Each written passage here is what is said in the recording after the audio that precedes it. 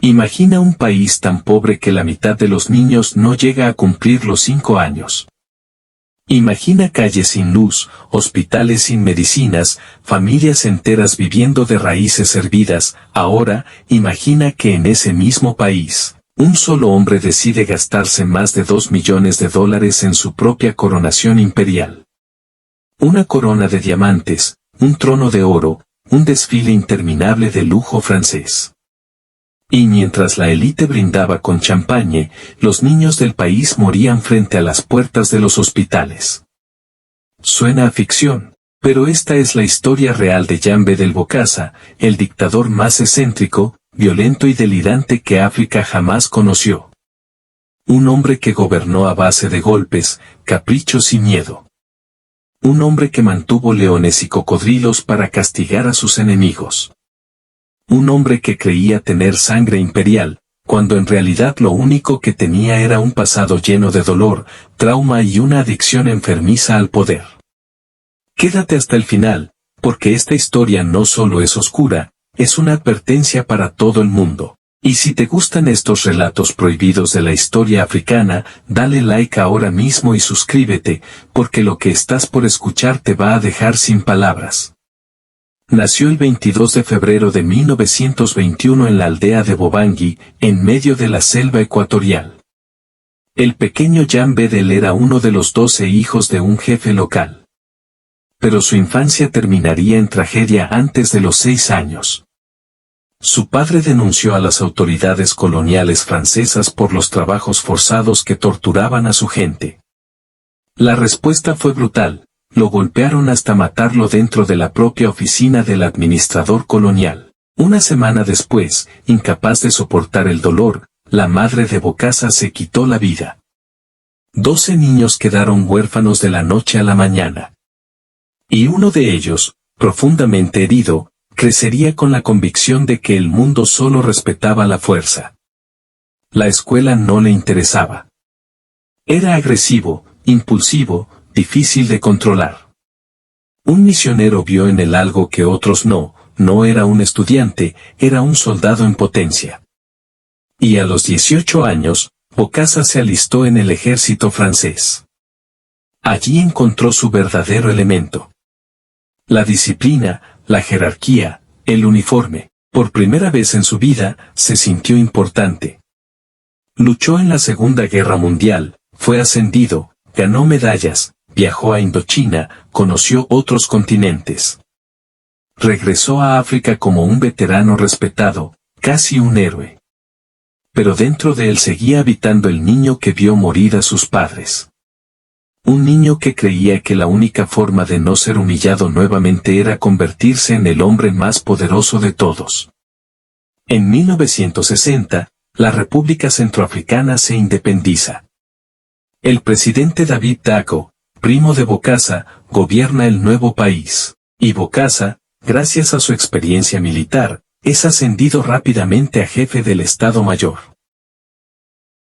Pero había un problema, su ego era demasiado grande. Se sentía superior a todos. Se creía indispensable. Y cada vez que veía al presidente, algo dentro de él ardía.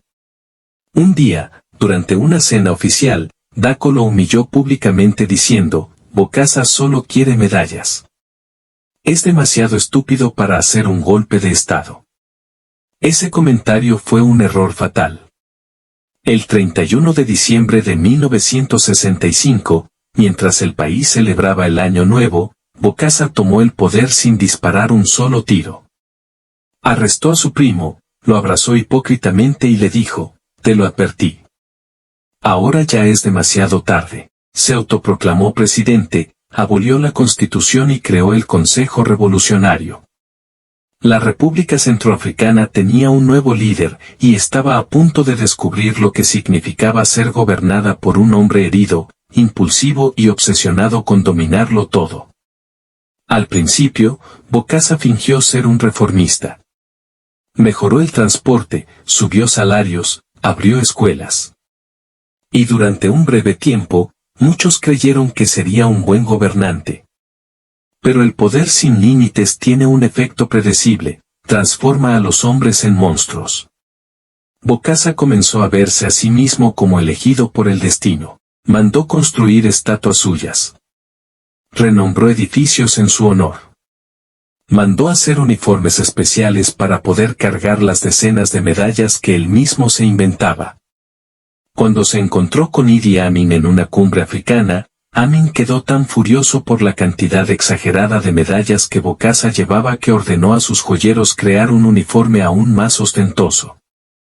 Eran dos tiranos compitiendo por ver quién podía ser más absurdo. Pero lo peor estaba por venir.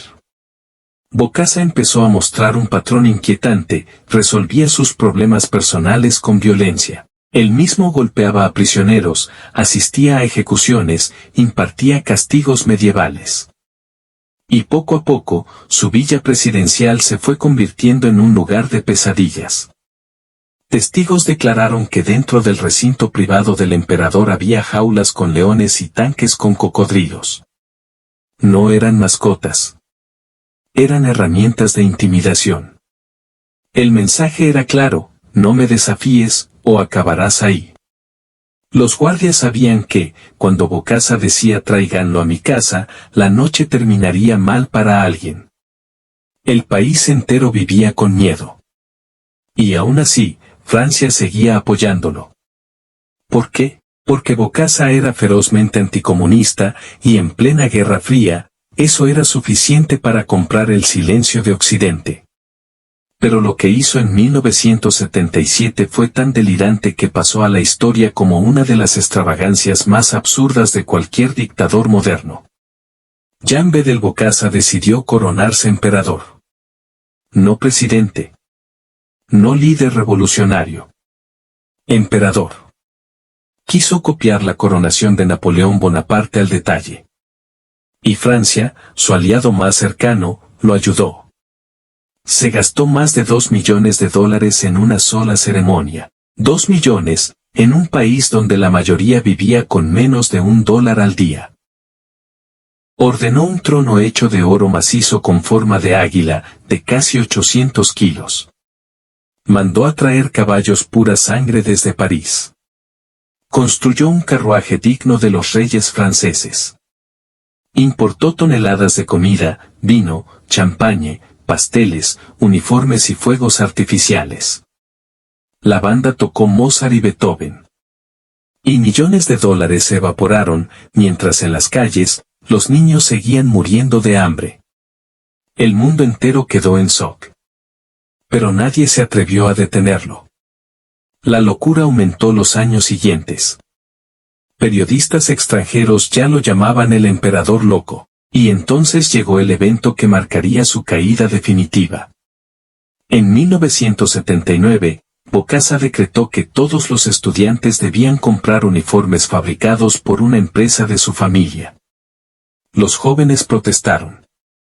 Y el régimen respondió como siempre, con violencia.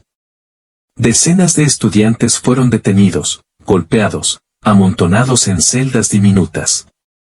Testimonios posteriores afirmaron que el propio Bokassa estuvo presente en las palizas. Muchos jóvenes murieron esa noche. La prensa francesa, escandalizada, lo apodó el carnicero de Bangui. Ese fue el punto de quiebre. Francia, avergonzada ante el mundo, decidió quitarlo del poder. El 20 de septiembre de 1979, mientras Bokassa visitaba Libia, tropas francesas aterrizaron en Bangui y restauraron a su primo, David Dacko, como presidente. El emperador estaba acabado. Bokassa huyó a Costa de Marfil, luego a Francia, donde vivió en secreto. Fue juzgado en ausencia por asesinato y canibalismo, aunque este último cargo nunca fue probado. Finalmente regresó al país y cumplió algunos años de prisión antes de ser liberado. Murió en 1996, solo, olvidado, enterrado en una tumba sin nombre, pero su legado permanece, un recordatorio de lo que sucede cuando el poder cae en manos equivocadas, cuando las heridas del pasado se convierten en ambición enfermiza, y cuando las naciones poderosas permiten monstruos, mientras les sean útiles. Bokassa no fue solo un dictador extravagante. Fue el producto de un sistema brutal, traumas coloniales, guerras de poder, intereses extranjeros y un país abandonado a su suerte. Y su historia, por más absurda que parezca, sigue siendo una advertencia vigente. Si esta historia te dejó pensando, dale like ahora mismo. Suscríbete para más relatos oscuros, prohibidos y sorprendentemente reales de la historia africana. Y cuéntame en los comentarios, ¿crees que un hombre nace tirano, o el poder lo convierte en monstruo? Nos vemos en el próximo capítulo de Relatos del África Prohibida.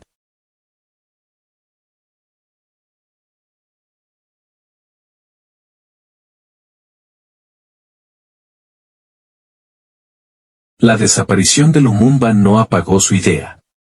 Inspiró movimientos en Angola, Ghana, Sudáfrica, Tanzania, Etiopía. Su nombre se convirtió en himno, bandera, resistencia. La pregunta no es por qué murió. La pregunta verdadera es, ¿por qué un solo hombre generó tanto miedo? Porque Lumumba no defendía una ideología extranjera. Ni capitalista. Ni comunista. Defendía algo más peligroso, la libertad real. Y ese concepto, en plena Guerra Fría, era revolucionario. Lumumba vivió solo 35 años. Pero dejó un legado que atraviesa generaciones. Porque las ideas no pueden ser encarceladas, no pueden ser eliminadas. No pueden ser enterradas. Y mientras África siga levantándose, el nombre de Patrice Lumumba seguirá vivo. Si quieres descubrir más historias prohibidas, ocultas y poderosas del continente africano, dale like, suscríbete y activa la campanita. En Relatos del África Prohibida seguimos desenterrando la verdad.